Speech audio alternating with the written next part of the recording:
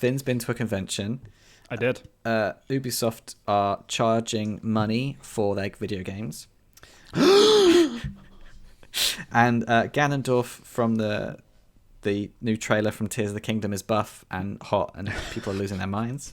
Just come from the Mario movie. Saw that today. Super Mario Brothers movie.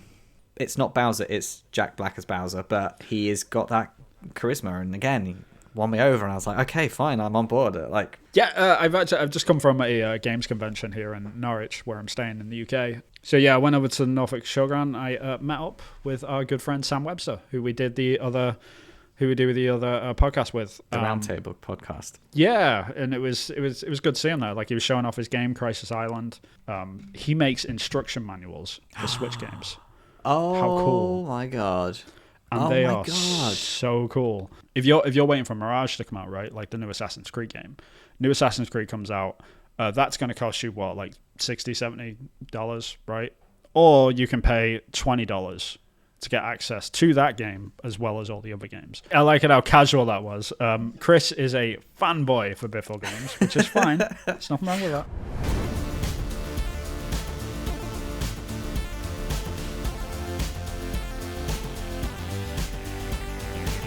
Hi everyone, and welcome to the Polygon Forest. I am indie dev Vin Hill, and I am joined as ever by the other indie dev, Christopher Jarvis. Very good. Hello.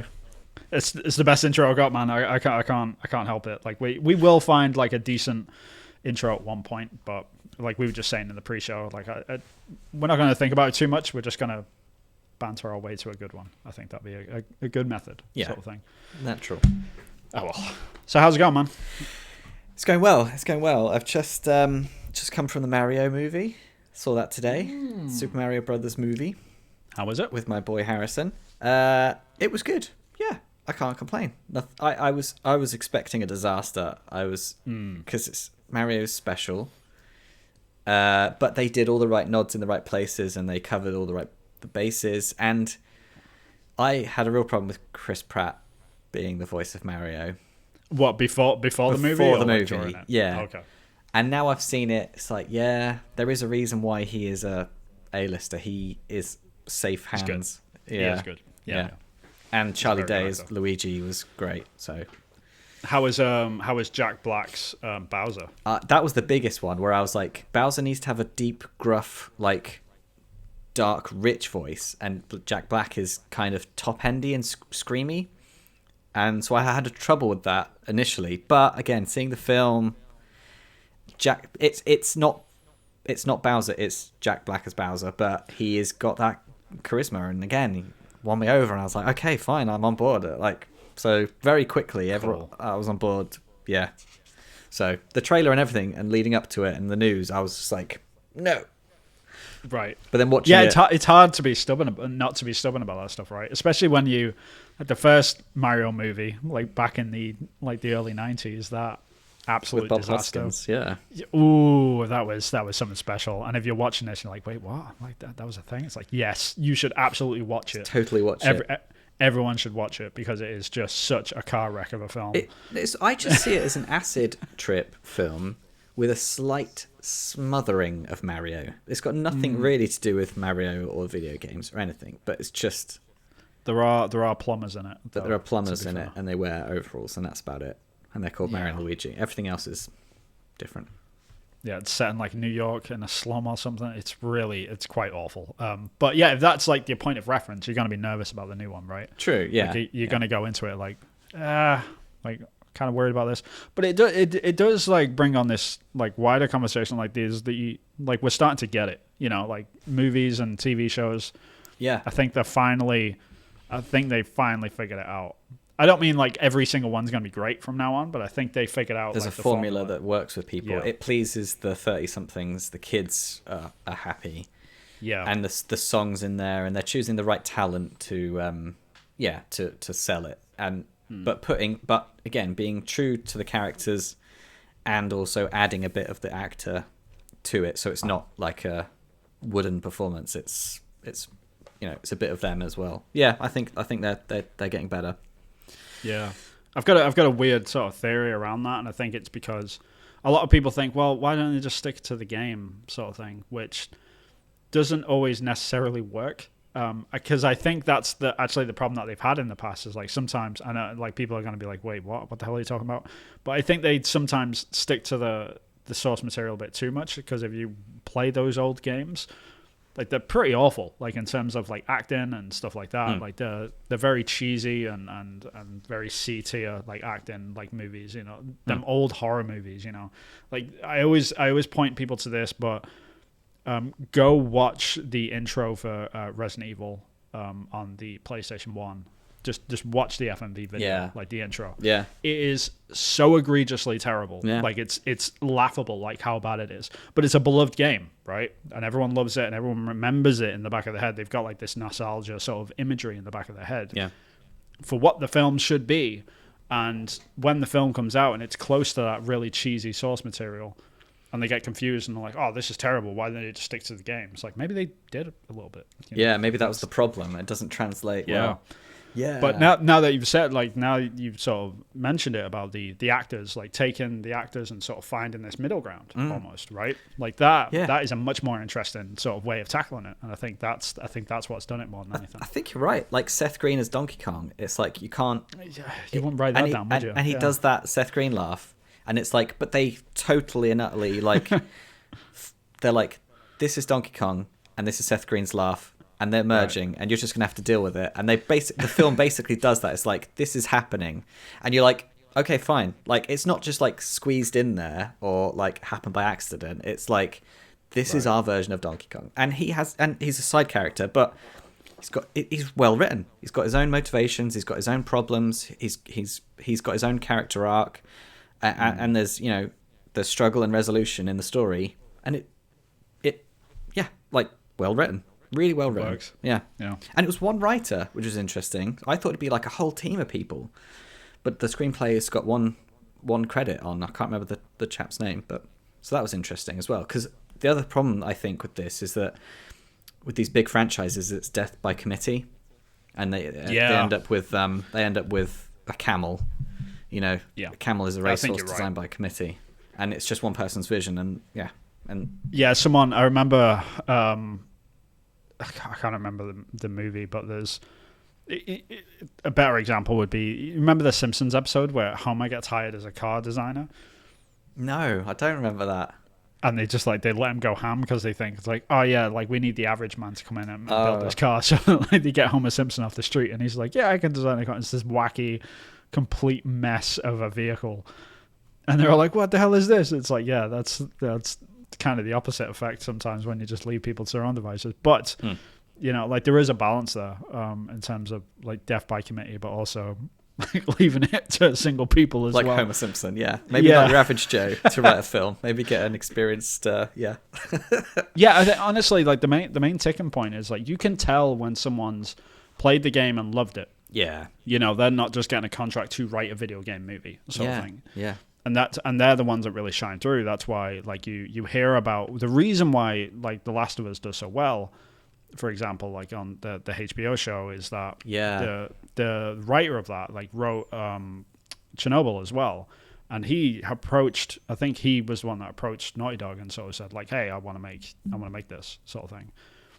And so if the passion's there from the beginning, then it's gonna like turn into something good. And I think like with Mario as well, it's kind of hard not to be passionate about that, but. Just giving it the respect that it deserves as well, like over time, not just to the gamers, but like to people coming into this thing and sort of understanding it. Because Mario is a household name, don't get me wrong. So it's I mean, it's broken box office records. It's done crazy, stupid over the Easter weekend. So everyone's gone to see it. It wasn't a full theatre by any means, but there was a fair few people in it on a Sunday afternoon, which can be quiet. Nice. So it was good. So I've been doing that. Should we talk about what we're going to talk about in the episode, I suppose? Sure, we can get that out of the way. So this is like officially still the intro. I bought a book. I'll talk about my book. Vin's been to a convention. I did. Ubisoft are charging money for their video games. And Ganondorf from the new trailer from Tears of the Kingdom is buff and hot, and people are losing their minds. And I've been playing a game linked to the book that I've been reading. What is this podcast? Yeah. Okay. What do you want to do first? What have you? Yeah, tell me where you've come from. Tell me where you've come from. Yeah, I've just come from a games convention here in Norwich, where I'm staying in the UK. Went over to the Norfolk showroom, I think it is. Showground. The Norfolk Showground. Yeah, that sounds right. So yeah, I went over to the Norfolk Showground. I met up with our good friend Sam Webster, who we do the other podcast with. The Roundtable podcast. Yeah, and it was good to see him there. Like, he was showing off his game, Crisis Island, watching other people play it. You know, like he was getting feedback from people, and so yeah, it was great just to go to a convention as well. I haven't been to one in a while, but it was a very, very chill convention. Like, if you are in the area in East Anglia, then go to that one, because it seemed like really, really cool. It was called the OLL. I don't actually know what it stands for, the OLL convention for video games. But yeah, lots of cool people there. Like, there was a load of people doing sort of custom stuff as well. And I actually got some stuff. When I saw this was great. So I came across this guy, like, he had a booth. Oh, crap, I've just dropped the card. But anyway. There we go. Oh, there we go. It's not very professional. But I want to give a shout out to this guy in particular, this MBP UK guy. He makes, and this is dope. He makes instruction manuals for Switch games. Oh, how cool! My god! And they are so cool, and they fit inside the Switch cases, because they don't make these anymore. They don't make them. No, and he makes these, and they're perfect. Like, they look bang on. Oh my god! Yeah, so I got one for Mario Odyssey, because this just looks so cool. It keeps blurring out. That looks great. Yeah, I got one for Animal Crossing as well. How much are they? How much are they? They're like £9. You can go into his Etsy page. Like, he sends these to you. Wow. And these, like, they're kind of guides as well, so you can tick off. Like, I need one for Animal Crossing. I don't know how to do anything in Animal Crossing. I need one for Animal Crossing. So, and they tell you, like, how common it is and stuff like that. So it's super cool like that. And I also got one for Breath of the Wild as well. And this one's great, because it shares, like, where all the Korok seeds are and stuff. So they're like little guides, and they fit inside of the book. Like, awesome. Like, such a cool guy as well. Like, I got to talk to him for a few minutes. He seems really passionate. He said he was stuck inside during the pandemic, and he decided to put this little project together. So I decided to support him. I got a few of them. Yeah, cool little project. That's why I love conventions, like these little things, right? Like that's what it's all about. So yeah, it was just really nice to see some people that were really passionate about it, and people making games as well. There was a bunch of indie game developers there, just like trying to get feedback, and it was nice to sort of see them just accept it, you know what I mean, and just be sat there and be receptive. So yeah, see what people are actually thinking, because they want to fix it, right? Like, I mean, you know what it's like. This whole job is just trying to solve problems, right? So when someone comes up to you and they're like, yeah, tell me what the problem is, like, you know, like, because seeing it's half the problem. Understanding what it is for other people. Yeah, it was very, very cool. Like, these things though, these are great. Like, go and support this guy. This once again, it's MBP UK. Like, he's got an Etsy page. Really nice guy, so check him out. Wow, that's really cool. I like that. Sounds like you had fun then. Yeah, it was nice. It was really nice to see Sam as well. Just seeing what he was up to. Seems really excited about, like, the actual. I mean, we'll probably talk about this in the next roundtable anyway. But like the whole fact that he was there, because he's done conventions before, but not as video games. Like, he's done a lot. He's done a lot of comic books in the past. But like, that seems like a lot more high stress to him. I think, like, there isn't as much pressure because you're not trying to sell something. Almost. I mean, you are when you're making a game, but he was mostly there to check if people are actually enjoying it, to check like getting feedback off people and stuff, right? It's a very different beast. He's not trying to just flog his wares, for lack of a better term. So it's kind of your mindset going into those things were very, very different. So he seemed very relaxed, and he was like, "This is great. I'm really having a good time," because it's just like he's not having to overthink stuff. You know? Yeah. It is what it is. The game speaks for itself. Yeah. Whereas with comics, it's like there's a lot more money involved. There's a lot more losses, unfortunately, just purely because of like how much conventions cost versus how much like prints actually cost, like for certain things. Yeah. They can be quite expensive as well by themselves. So A laptop, trying to sell, just taking a laptop and a controller along, a lot less cost. exactly, yeah, and they supply that as well. A lot of these conventions, so you don't have to do that. You just have to show up, which is great. Wow. Yeah. But yeah, really, really, really fun little time. Glad that I went. Got to see some cool stuff. Met some nice people working on cool things, and I wouldn't have ever found these things. These are awesome. I'm so pumped about these. Can't wait to like get them into my little cases. Yeah. Wow. That's cool. Yeah. What a really cool thing. I never thought about that, but now you said it, it's like, why is that not? Yeah, I saw it and I was like, man, they are so cool. Like, it was just, Yeah. As soon as I saw it, I was like, that is genius. Because like, that's such a great idea. Yeah, like with the Switch, Nintendo Switch, there's so much third-party stuff. There's so much people making money from Nintendo Switch products. Why have I not thought about like bespoke? It's not even bespoke. It's just like it's the brochure that you wanted in the game back when we were kids, and it was standard. And it's exactly what you think it would be as well. It's not just like little checkoff sort of thing. Like, it's actually telling you how to play the game. You know what I mean? Yeah. Like, it's actually like, this is how you jump. Like, this is what we used to have, kids. Like this, like, bring these back. These are awesome. They are awesome. Yeah. And I think it's an additive experience. I think it adds to the interactivity with the digital media, having a physical piece of media. Yeah. It adds that, it ingrains the experience, I think. And it's a multiplier. That's a really good idea. Yeah, I really like the guy, but unfortunately, like the sad side of it is that if Nintendo ever like get more into it, then They'll be like, stop that. They're probably going to close them down. But isn't it go just? support him. Well, isn't it just a? Actually, yeah. Think about it. Yeah. I mean, there's no Nintendo logos on anything, but it's so well done that if it did have a logo on it, you would not know the difference. Yeah. You know what I mean? Like, it's that good. And like, bless him, he tries like at the very beginning of each of them. It's like, this is copyright trademark of Nintendo. This material is unofficial. Blah blah blah. But it's not going to make a shit of difference to Nintendo, unfortunately. No, of course not. They're kind of ruthless about that. But before that does happen, go and support the guy. Yeah, before he gets shut down. Yeah, super nice guy. Anyway, okay, I digress. That's good. So what do you want to talk about next? Do you want to talk about Ubisoft, Buff Ganondorf, or Well, let's avoid the Buff Ganondorf as long as I possibly can, because this is going to make me nervous either way. Okay. We can talk about Ubisoft and get out of the way. Yeah, Ubisoft. So your old haunt, your old stomping ground.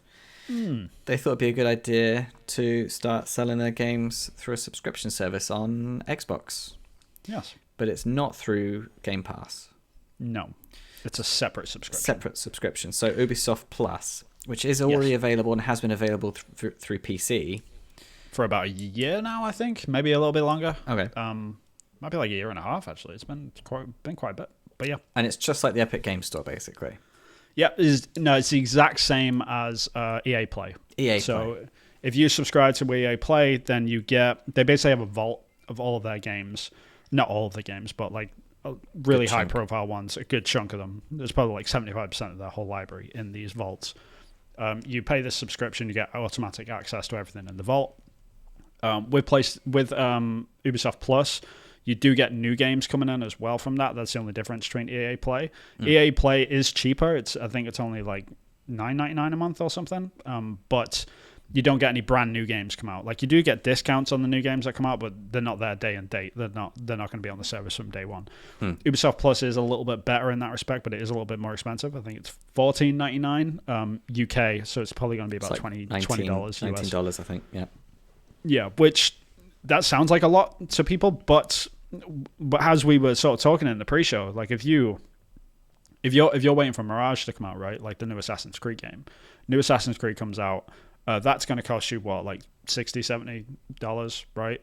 Or you can pay $20 to get access to that game as well as all the other games. Yeah. So that's how they're going to hook people in, which is kind of genius. Like, Xbox Game Pass does the exact same thing. When a new game comes out, everyone subscribes to it to get access to that game, but then they stay because of the library that's in there. Yeah. So they're trying to sort of replicate that model. So I don't really blame them, but now that it's coming to Xbox, it's just another step forward. So much easier if you've got the console already and you don't have a gaming PC. There's so much more people that's opened up to. So yeah, we were talking about day one.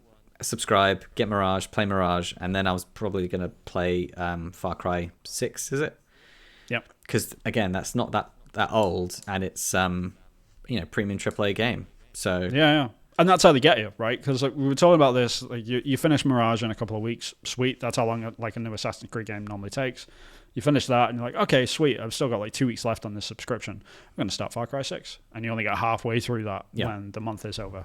Like, well, it's still not that much. I'm just going to give them another $20. It's ticking over. Yeah, it's ticked over. I haven't really noticed it. I'm still playing it. I'm still enjoying it. Yeah. And then, like, 2 weeks into that, you finish Far Cry 6. It's like, what else can I play in this? Yeah. It's like, I'll try this other Assassin's Creed game. And then, like, it's just, that's how they get you. Like, the cycle continues, which is great because, like, the value for money proposition is just kind of incredible. Like, I know I'm in a minority when I say this, but I am really excited about this sort of way that we're going with subscriptions.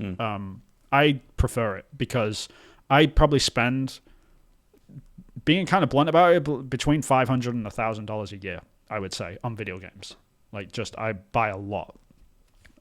Whether it's indie games or things that I'm buying full price when they first come out, which sounds like a lot, but like if a new game is $70, like that's only actually like 5 or 6 games before you already hit the 500. Like you're already like you're heading towards that pretty damn fast. Yeah, and that's before special editions or anything like that, right? So like it's really not that much when you think about it. But if you have subscriptions which are $10 a month, like Xbox Game Pass and Ubisoft Plus and EA Play, and then PlayStation Plus has got one now. So if you subscribe to all 4 of those, you pretty much get access to the majority of the industry at that point. Yeah.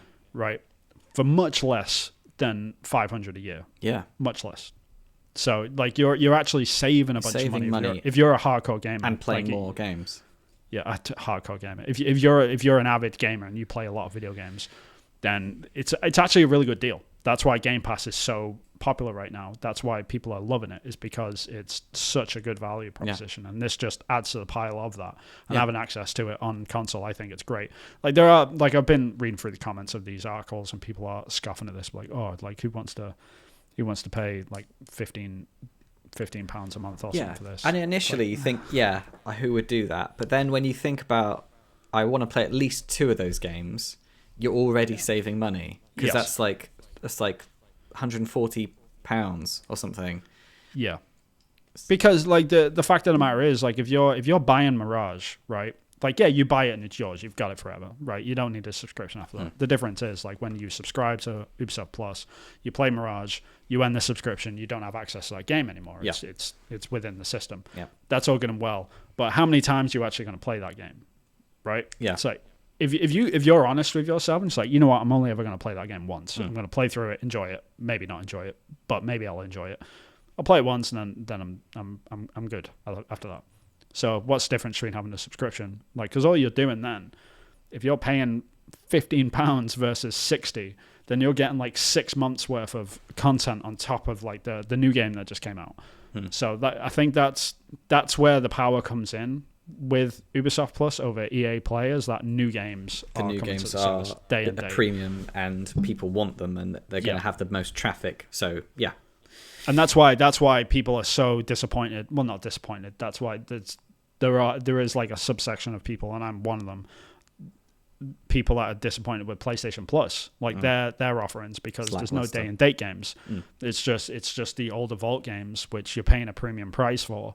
It's kind of like, okay, but what's the incentive for me actually coming into this? Like other than like having this library of old games, which is great. Like that's fine if you haven't played them before, but not having the day and date stuff is really going to hurt the market. I think not hurt the market, but it's going to hurt their, attempt to sort of battle against things like Game Pass. And I think Ubisoft Plus is going to have that advantage over EA Play. I think people are sort of sleeping on it a little bit because of that.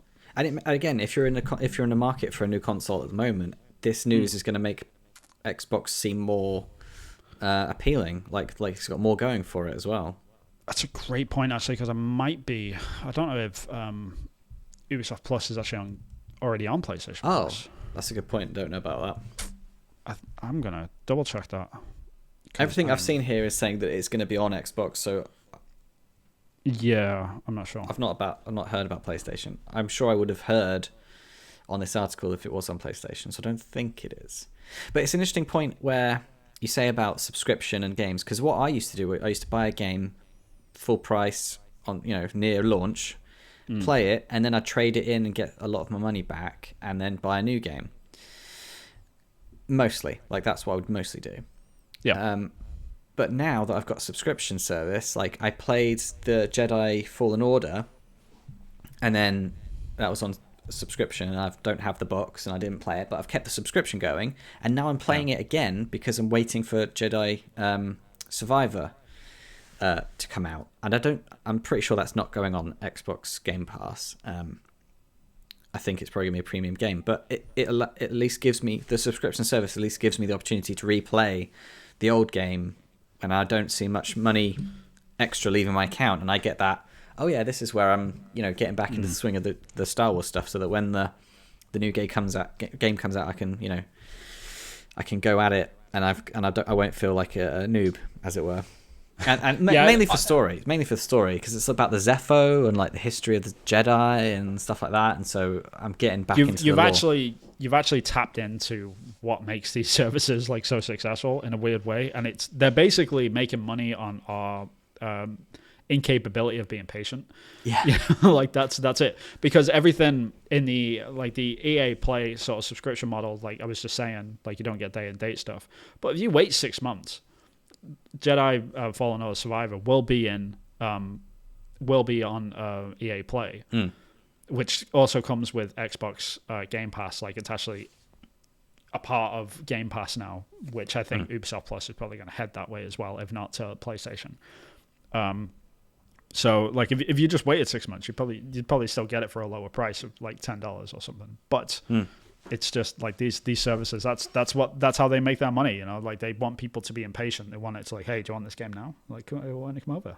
Sort of thing. And that's the beauty of them. But yeah, it's tough. Like it's really tough. But I did check. I don't think it doesn't look like Ubisoft Plus is on PlayStation platform at this point in time. But yeah, I'm sure that's going to change pretty damn soon. It'd be very, very silly if they don't. If it isn't already, I might have just missed it. Let us know in the comments, and click subscribe if we're right or wrong. Yeah, if we're right, click subscribe. If we're wrong, click subscribe. Just hit subscribe anyway. Yeah, regardless. You don't have to assess if we're right or wrong. Just hit the button. Don't be selfish. Come on. Right, shall I talk about the book I've been reading and the game I've been playing? Oh, sure, I guess. Okay. So it's a bit of a Bithell section now. Of course. I've been reading this book. Do it there. I can't read it because it's backwards for me. The Game Business Handbook. The Game Dev Business Handbook. Okay. Game Dev Business Handbook. So it's like published by Bithell Games, I think. And it's basically like how to build the business you'll build games with. So it's basically like the business side of video games studios, like setting up a studio, when you'll need people, when you'll need contractors, when you need full-time work, who to partner with, the business side of things, budgeting, all that interesting. Well, I say interesting. We're talking on the pre-show. It's relevant if you're in the industry, and it's interesting if you're in the industry. Anyone else that's into video games, you probably will find this a bit dry. But for people that are in the industry, It's really enlightening, and it's more like I had a theory that this is how things are of things that I'm not familiar with, and this book is kind of like giving me confidence that these things are how I think they are, like budgeting and contracts and stuff like that, because the people have gone away and spoke to a load of different game developers, and they're getting like a consensus of how things are. So it's a good sort of across the board insight from the industry. But again, it's a few years old, so it's as the game industry was a few years ago. I think it was 2019 or 2020.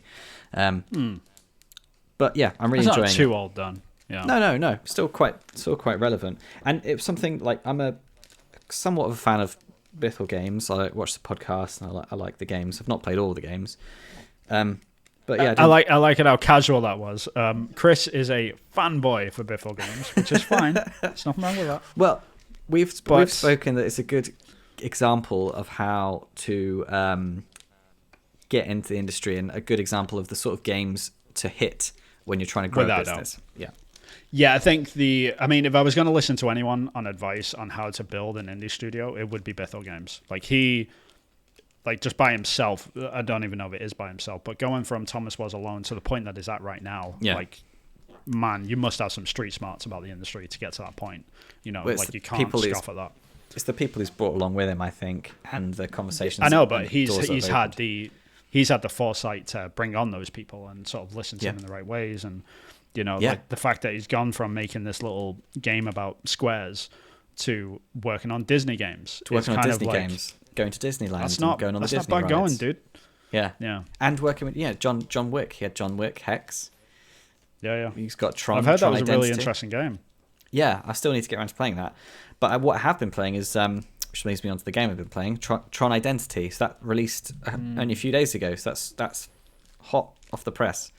And it's back to his sort of subsurface circular type narrative game. So it's like a detective game, but it's set in the Tron universe, and it's set in one building. So it's really cool. So it's like a situational film noir detective kind of interactive narrative, and that you can tell that the decisions you make really do matter throughout the game as well. And the art is really cool, really well stylized, really in keeping with Disney's IP. And there's some cool nods to both of the films. And the puzzles are engaging. A little bit tricky for me, so I feel a bit stupid sometimes. But I feel cool when I'm being the detective. So yeah, right. I recommend that if you want like a little weekend game and you feel like being a detective in the Tron universe. It sounds interesting. I haven't seen anything on the game. I knew that they were working on it because I remember when it got announced because they were like really hyped about it. I think Mike Bithell, I think we follow each other on Twitter actually. Yeah, that's right. And I remember seeing his post about it. Yeah, and he seemed really, really excited about it. So I'm curious to see where that passion went. Yeah, the story. Yeah, the writing is. You can tell there's a lot of love in the writing. Yeah, every word has been poured over. Yeah, that's good. Awesome. So that's what I've been doing. So I've been having. I've been Bithelectomy. I need a sort of Bitheathon. I don't know what the right. No, there's nothing wrong with that. Yeah, I was joking about it before, but I think if anyone's to be admired, it's Bithell in Games, the UK at least. Yeah, no, without a doubt, and that's what I was getting to. Having that shining light for UK developers as well is just it's so great to see. It's a good success story. Right. Yeah, it's great. And I feel the same way about the guys that work on Death's Door and stuff like that as well. Like those two guys, they're from the UK, so it's you have a sense of pride about that. And this is the perfect example of how to build companies, which is keep them focused and keep them small and really build at your agile. Own pace. And lean into which is great difference, because both Death's Door and a lot of Bithell games, they're leaning into what makes them unique, aren't they, and different. Right. I guess Death's Door is similar to a lot of other games, but it's got, I don't know, the whole package is quite unique, isn't it? With Death's Door. I mean, it very, very different sort of marketing systems behind them. So Bithell games, they know how to get that branded deal sort of thing. They're working on John Wick's Hex, they're working on the Tron game, right? They've got this ability to be able to adapt to different IPs as a small studio, which is super impressive to be able to do that. Actually, it's something that takes a long time for AAA developers to really get their heads around, and they have to have whole departments that are sort of used to working within brands like that. But having a small team, and to nail it's tricky, really hard. Yeah, it's really, really hard. So they've gotten really good at that, and I don't know if that's going to be their long-term goal or whatever. Maybe Mike is sort of building up to something that's way bigger, and it's just this is going to be our original IP every 5 years or something between these games. I don't know if they're just doing this to sort of generate income or whatever like that, but either way, they're killing it and doing a great job to, they might not be Game of the Year winners or anything like that, but they're enough to sustain the company and help it grow. which is the most important thing, because that's going to lead to the success stories. It's going to lead to the bigger games. Whereas like the guys at Death's Door, like they are just the guys at Death's Door, Acid. I can't remember the name of the company. That's awful. Acid. I can't remember. It's not Acid Rain, is it? Acid House. No. Acid Attack. I don't know. Those are all the acid words I know. Acid Nerve. Jesus, why couldn't I figure that out?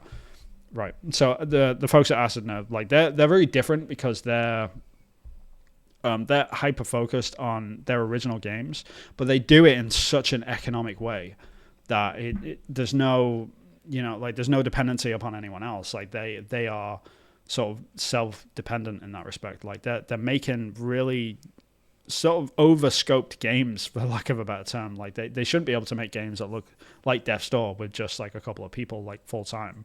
With that many features and coming in and out. Yeah, that's true, and that much art assets as well. That's a bit silly. Really impressive. Years. Like it's kind of it's ridiculous and ludicrous and bombastic, and like they really shouldn't have had a success with Death's Door considering all of that, but they did because they figured out a way.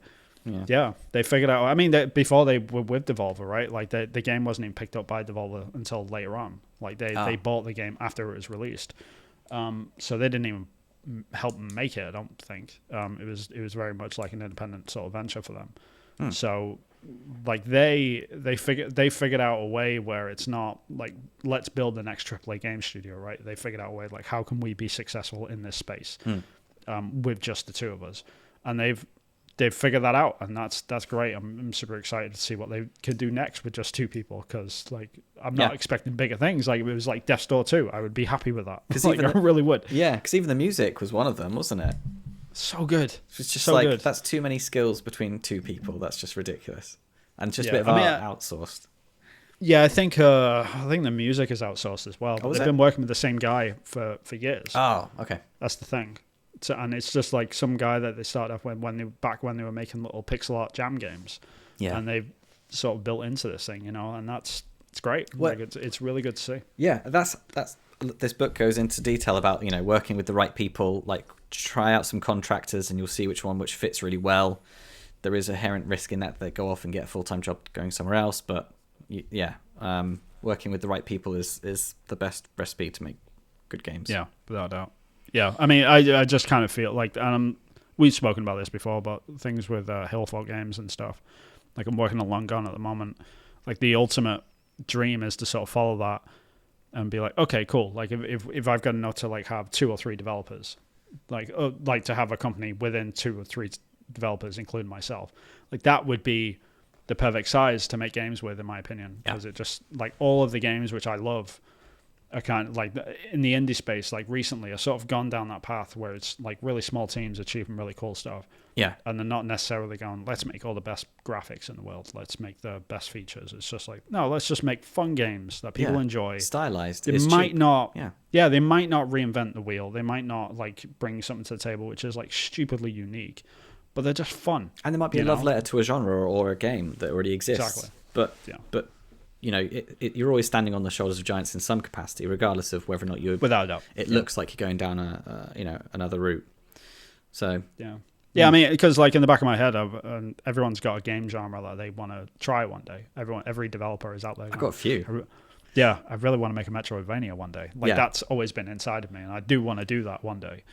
That's definitely on the list, and I've got an idea for a game which could be a Metroidvania one day. But I'm not there yet, and it's just every developer's like that. They've got this one game. They're like, you know what, I could make a smaller indie game sort of experience like that. So I don't know, it's cool. I really like the sort of, because there was like the indie apocalypse, so like everything exploded with indie.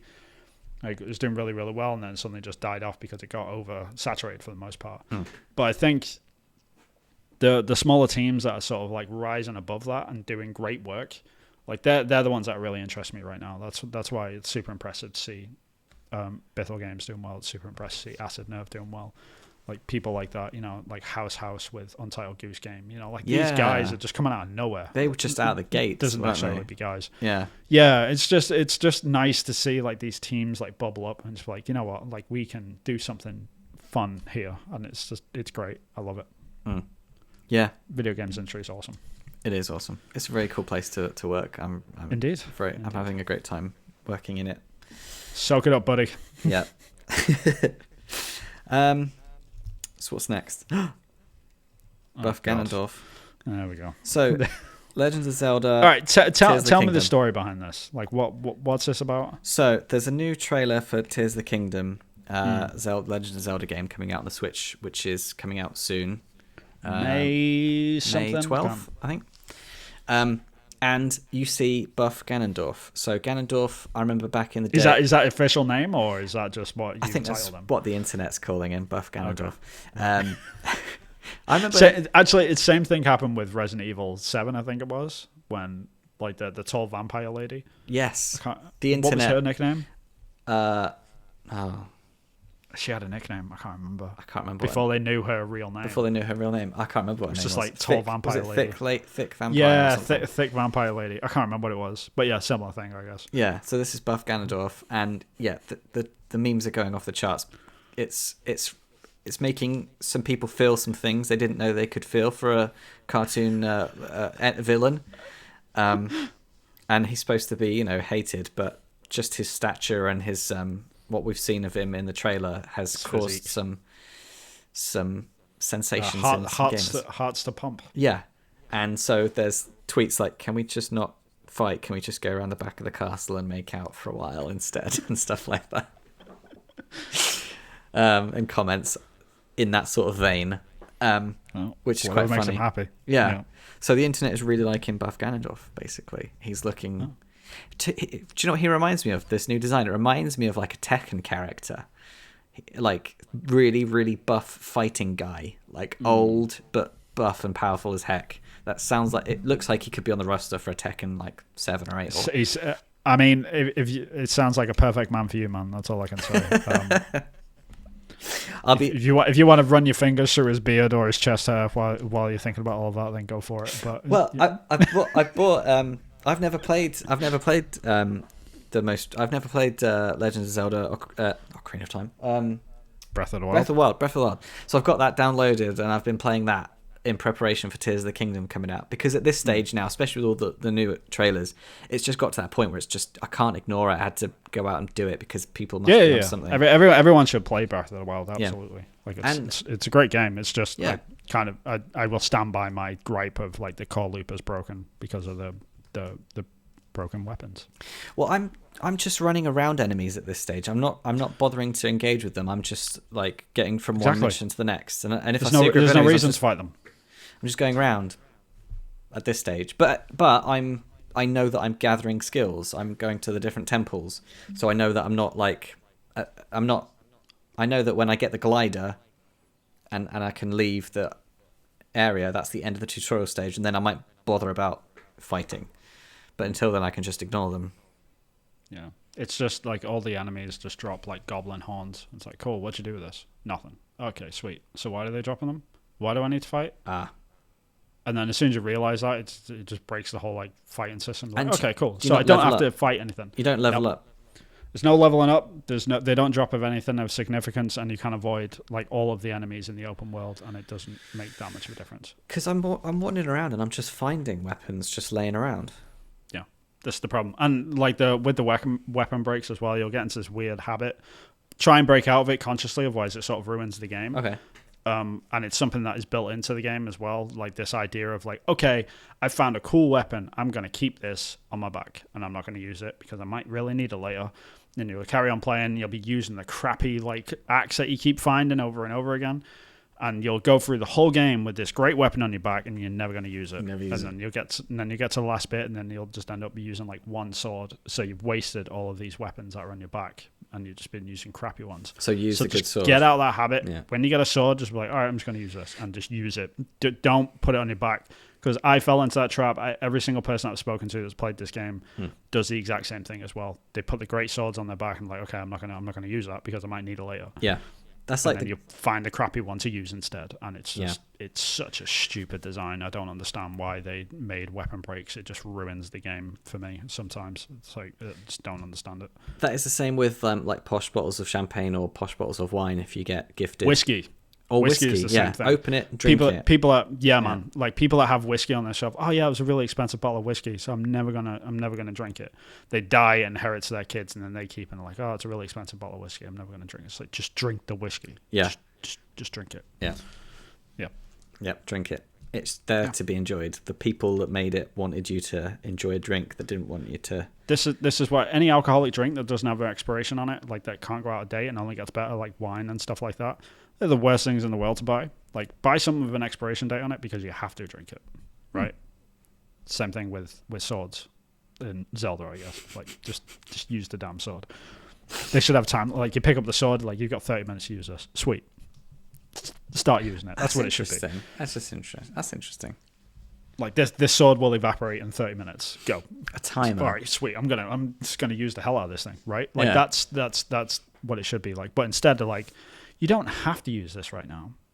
They give you the choice. Right. Keep it safe for something you need. It's the choice. And like having an inventory as well. Like if you only had space like one weapon in your hand at a time, that would probably fix it. Yeah. Because then you'd only have one sword. It's like, sweet, found a better weapon. I'm going to use this. Hack, it breaks. Crap, I need to find a new weapon. Okay, cool. Like the crappy sword, whatever. Right, I'll use until you find a good one again. Yeah. Yeah, but because the inventory system is so vast, you've just got like 9 swords on your back, and you're like, yeah, I'll use one of them one day maybe. But for now, they're stick because it's very, very silly. Yeah, and especially if there's no leveling, the enemies don't level then either. No, none of them do. It's an adventure game. It's not actually an RPG, so there's no level system. That's what makes a Zelda game not an RPG, is because there's no leveling. True. That's true. That's true. You can literally run to the end of the game. Like, but it feels you do like level an RPG. up. You level up. It is an RPG and everything, but the leveling system. You do level up your health. So it is. I mean, I would argue it's more an RPG than it is an action. It's technically an action RPG if you want to be pedantic about it. Yeah. But diehard Zelda fans will say no, it's an action adventure game. Okay, I can see both points, and I care very little. I'm enjoying the game though. I'm enjoying. That is the correct answer, sir. Well played. Yeah. Yep. Life's too short. Who cares? It's a video game. Sorry, the breaking weapons thing, it just grinds me because it's so close to being a perfect game. I've not broken a weapon yet, so I've not had that. I have been evaporated by a laser, and I was like, this is interesting. Like, you've got lasers that kill you instantly within like the first 10 minutes of the game. Okay, fine. And I've died like 5 times. I jumped off the cliff. Straight away. Doing that. It's the first thing. It's a great game. It is a great game. Yeah, I will keep playing. The weapon breaks. Oh, just try and consciously break out of that. But don't hoard your weapons. Just use them, and you'll be fine. Yeah, but out of like Tron Identity, because I'm playing 3 games now, so I'm playing Tron Identity, Breath of the Wild, and Jedi Fallen Order, and I'm leaning towards Jedi Fallen Order, playing it on Game Plus. On easy mode, and I'm like a don because I want to get the story. I'm just like mowing these people down, and they're all cowering, and I'm just like really powerful. It feels great. Like, I don't know why I played it on hard before. Like, I just felt like an idiot. Like, I just get vaporized instantly, and now such a great game. Though. I feel like an actual Jedi. It's more of a world building, sort of more of the. I feel like the Jedi would actually be in if it was a film or something. So. Yeah, it was my game of the year that year, I think. Such a great Metroidvania as well. Like, it was nice to see a Star Wars game in Metroidvania form. Yeah. Like that whole, like, okay, here's the world, drop you in, explore. Yeah. And then you unlock, like, little bits as you get new abilities. Like, that is so cool. Like, it's perfect for, like, being a Jedi. It's perfect. And I'm really excited about the story really well as well. It's going to be difficult to figure out how they've shoehorned that in, because he was connecting back with the Force. He'd shut himself off to protect himself partly, and because of his mentor and stuff, so it's painful. So it fit really, really well with the lore of the Star Wars universe and with the actual story and the mechanics of a video game. And so then now the next one, after he's unlocked all of these abilities, is it going to be like a Breath of the Wild? They're going to do the tropey thing. I fell off a cliff and all my stuff. I've forgotten everything. I've fallen off and I've forgotten it all. I've got to remember it all again. What was Force run on the wall again? How do I do that? I like it when they just, ignore that and just be like, okay, you just start the sequel and you just don't have anything. And you're like, okay. And no one mentions it. It's like, you just okay, don't fine. mention it. Like, you're just like the worst Jedi ever. Yeah. Like, are you it is going to be that. Like, you can't even run on walls. Like, there's going to be, like, what they'll probably do, like, is the tropey thing where you start out the first like the opening section is going to be like with all your old powers from the last game. Something's going to happen. You're going to get locked up in jail. Like they whip you a couple of times. I don't know what they do. I'm thinking about that Ganondorf doesn't sound like again. any jail. I'm thinking about Ganondorf still. That's all. No, so they do all that, and then like you break out of the prison. It's like, oh, I'm so weak. I've got to start all over again. And like it's probably going to be something like that because that's what they always do. Yeah. It's very silly, but the age-old trope that still works because sequels need to happen, and you need to build up new abilities, I guess. Yeah, it's interesting. It's an interesting character. It's an interesting story challenge. Like it's tricky. Yeah, so there's a lot of respect for like Star Wars sequels. Like it's tricky. Yeah, I mean the only game that I've been playing, I just bought, and I'm past halfway now. I'm on like chapter 8 of 11. I've been playing Dead Space, the remake. I picked that up and I was playing that as well. They finally had a sale, and I was like, finally, I can grab it now because that's what I was waiting for. I was waiting for it to come down below. And is this 60. your first time of playing it? No, I platinumed the original. And absolutely loved it. As good as you remember it? It's better. Is this the remaster or the original? The remake. Like they completely remade it. So like the original came out on the Xbox 360, I think it was, and the PlayStation 3.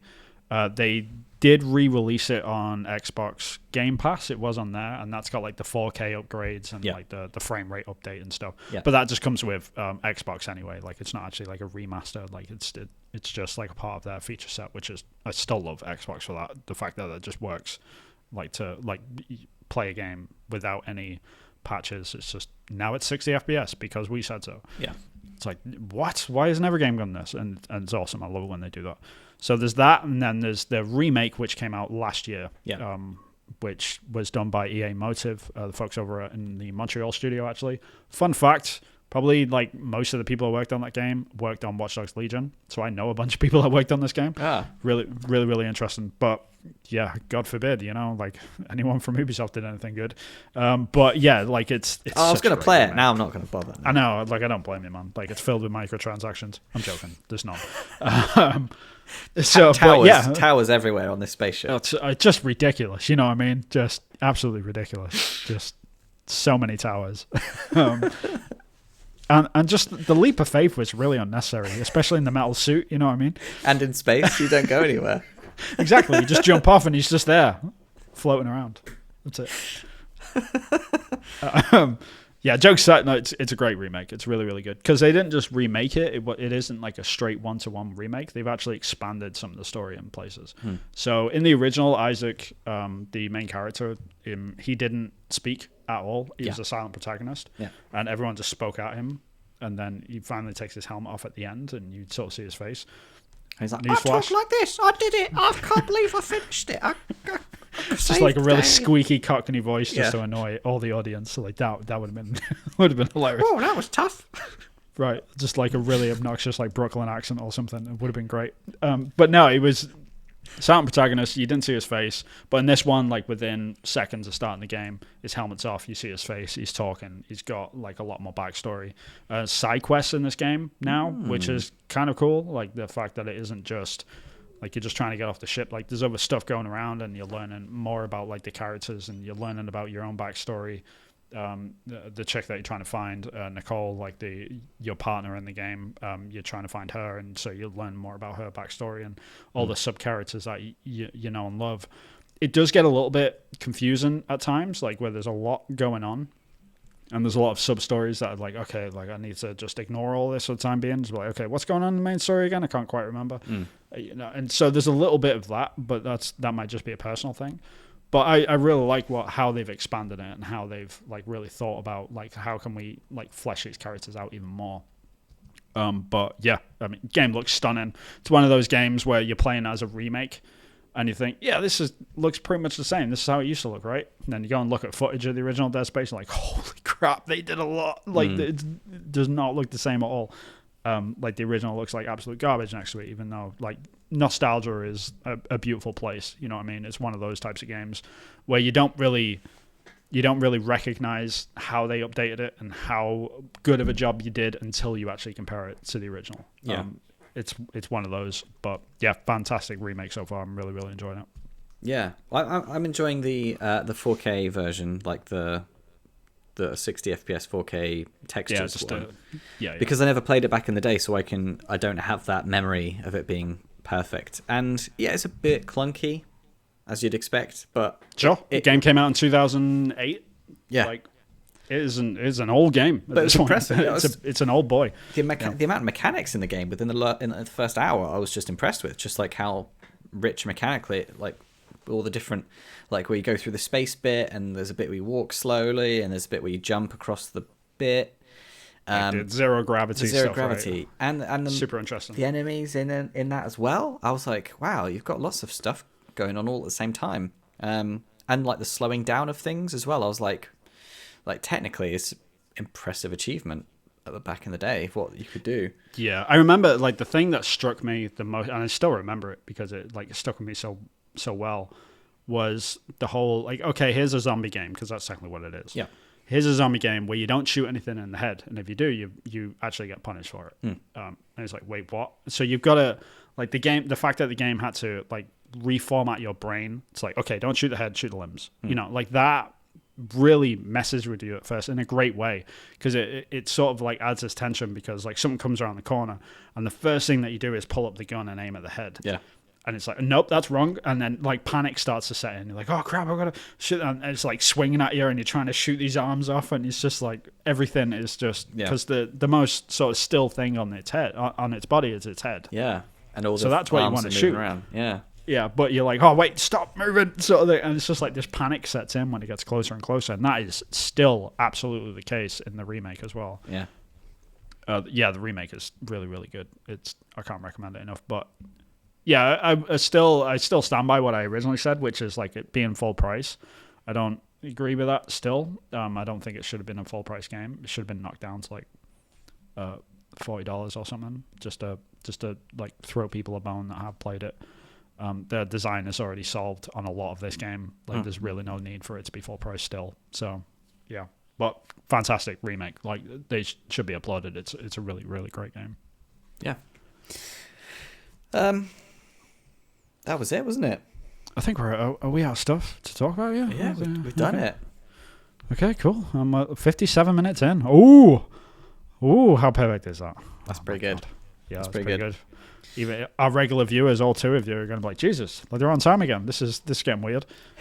It's the UK time. It's doing wonders for you, Vin. I think so. Maybe. When you go back, we'll start ranting again for an hour and a half. Maybe it's because I don't work at Ubisoft anymore. Less rants. You still managed to get a couple in. You still got a couple of digs in. Little digs. No, I mean, it's nothing against Ubisoft. Like it's about the fans. The majority of the problem which I have is with gamers, honestly. Like and I'm not like to defend Ubisoft either. Like they have had their problems in the past, which we've absolutely spoken about. Yeah. It's just the overreaction to them, or the overreaction to certain things. It's like I watched a short documentary yesterday about it was I couldn't not click on it, but it was like the tragedy of Rainbow Six Extraction, it was called, on YouTube. It's like a 20-minute documentary, and it was just them sort of documenting like everything that went wrong externally with the game. And it's like none of it was really, all of it was surface level. It was really like mediocre shit, and it was just like reading the comments as well. Yeah, but it's Ubisoft, Ubisoft make terrible games. And it's like, do any of you realize that we were literally swatted by one of you while we were making this game? Like Rainbow Six Extraction devs had to go onto the roof, barricade themselves there because SWAT was sweeping the building because of you people. Like, do you not realize that?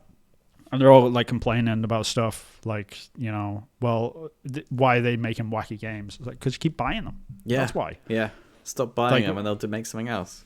Yeah, like Rainbow Six Vegas, guys, like didn't sell that well. Like it did pretty decently at the time, but like Rainbow Six Siege has sold 80 million units. 80 million.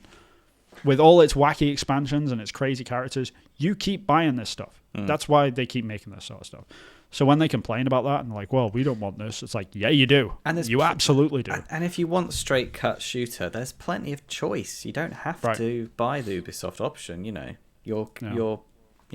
What you want is served by loads of games if it's just straight up gun shooter. Yeah, the straight up gun shooters in Ubisoft as well. It's just people don't buy them. That's the problem. Yeah. I don't know. It's a funny old business. Anyway, but yeah, that's mostly the problems which I have. It's not actually about Ubisoft, like in general. I just don't. I don't buy into the flack that third parties get. I don't buy into the flack that EA gets. Yeah. That Ubisoft gets. That Bethesda got before it was acquired. Like everyone just attack them, constantly attacking them because they had to put microtransactions in the game. Because hey, guess what? They don't have hardware to support their main business model, so they need other revenue income. Because guess what, inflation has carried on going up, but the price of games really hasn't changed. No, like, not too much. Everyone's complaining about from 60 to 70. Like really, games should be 100 right now. Yeah. They should be. In like the UK, the inflation's stupid, like 13%. Yeah, what was it? They should be way more. So like the fact that they're doing microtransactions to get more people in, I don't blame them. I absolutely do not blame them. And they're optional, guys, and they're all stupid hats. You don't have to buy them. It's just the complaints I just don't buy into. I just don't understand it. So whenever I see these articles or anything to do with Ubisoft, and people are like, oh my God, they're making a subscription service. How dare they? It's like, how dare a company try and make money? And you look at it and it's like, well, that's a pretty good deal, you know? It's actually not that bad. Yeah, like there's like 70 games in that vault, you know what I mean? Some pretty decent games as well. Yeah. And so definitely things that you were going to pick up and be like, oh, I was going to play that eventually. And it's like $15 a month. Exactly. It's not that bad, man. Yeah. It's really not that bad. I just don't. I mean, if you don't like Ubisoft games, just don't play them. It's really don't easy. Talk about it. Like the amount of times people spend their energy and effort to slag things off. It's just like there's more time in the world. There's not enough time in the world. There's life is precious. Spend it on things you like. Like don't talk about things you hate. It's annoying. Yeah. Here we are talking about things we hate. I know. Yeah, Ubisoft gamers, like they are a unique type of monster. I don't really understand them, honestly. I really don't. And I understand, like, they're a vocal minority. Like, they're a really, really small. Because there's loads of hardcore fans as well. Yeah, there is. Yeah. And they're quiet because they have to be. Because, like, God forbid they, speak up. And we know that they exist because games sell, like, 15 million units at a time. Like, maybe 20 if it does really well. Like, Valhalla is way over 20. Yeah. You know what I mean? Like, there's people are playing these games. So, like, if there's, like, this Kotaku article and something trending on Twitter and it's, like, 3,000 retweets or something of people that really hate Ubisoft, it's like, that's cool, guys, but you are just a piss in the wind right now. Yeah. Nobody cares. Nobody cares. Let's look at how many, like, special models are made from Ubisoft, IP. Like... And how much cosplay there is, and fan art, and music inspired by Ubisoft games, and it's just I will hold my hands up every day of the week and sort of like talk about the stuff where they have failed. You know what I mean? Like, and they will admit that as well. Like, Extraction wasn't the best game in the world. I'm not saying that, but if it was made by anyone else other than Ubisoft, it would have done a little bit better. You know what I mean? Critically, it would have been received. It would have been, it would have been received better. Sorry, no, I don't mean like sales wise. Sales did fine. Like it hit like 15 million units, guys. Like the game was fine. Like it did what its job was. It still made money. It definitely made profit. You know, so like people can call it a tragedy or failure, but it's like crunch some numbers and you'll sort of figure out. But if anyone else made that game, it would have gotten an extra point on top of it. I strongly believe that. It's just because, like, it's an Ubisoft game, therefore, automatically gets knocked down a little bit because that's what we do with Ubisoft games, It's very, very strange to me. I just don't understand it. I think, and same thing, and we have the opposite as well. We have the opposite things with Nintendo games, right? They automatically get an extra point because, like, hey, it's Nintendo, right? Doesn't matter how bad the game is, like, they get the free points. Yeah, it's very strange. I just don't understand it. Anyway. Yeah. Rant over. See, you get a rant. Good. And now we're over time. That's how you do it. Okay. Put that in the comments section if you like Vin's rant. Nobody's going to comment. Anyway, thank you very much, guys, for tuning in. If you did get all the way to the end, then please like, subscribe, all that sort of good stuff. Share it with a friend. We really recommend it to a friend. Like, hey, if I've been listening to this podcast. It's fine. You might like it. It's fine. Say that. Help us out. That's like a 3 out of 5 star rating right there. It's fine. It's the podcast. It's fine. It's fine. I've done all the GDC podcasts now, so I'm looking for a new podcast. Yeah, and I can't listen to my one because I do it. So it's fine. Yeah, that's a great recommendation. I can't listen to my one because I do it. I edit it, so I'm bored of it. It's like the opposite of egotistical. You know what I mean? But I don't know. Anyway, yeah, Chris, where can people find you, man? So I'm making a game called Focus Find. Wishlist on Steam. This. Yep, it's a 2D puzzle platformer mystery narrative game. This does ring a bell. And I've been making it for the last few years, Vin. I think you should have known this. You might have mentioned it. I'm not sure. I don't think you did mention it, but I might have seen it somewhere else. And if you want to hear me on my journey, then if you Google Acrylic Pixel, I'm on Instagram, LinkedIn, Twitter, TikTok. That was it. I saw you on TikTok. I remember now. Yeah. Okay. Yeah, and I got some cool news to share soon, which I'm really excited about. So yeah, and it's to do. Do I know about it? It's to do with music. Yeah, you know about it. Oh, okay. Yeah, I do know about it. I'm joking. Be excited. I'm just kidding. I'm just giving you shit today. And where can we find your stuff then?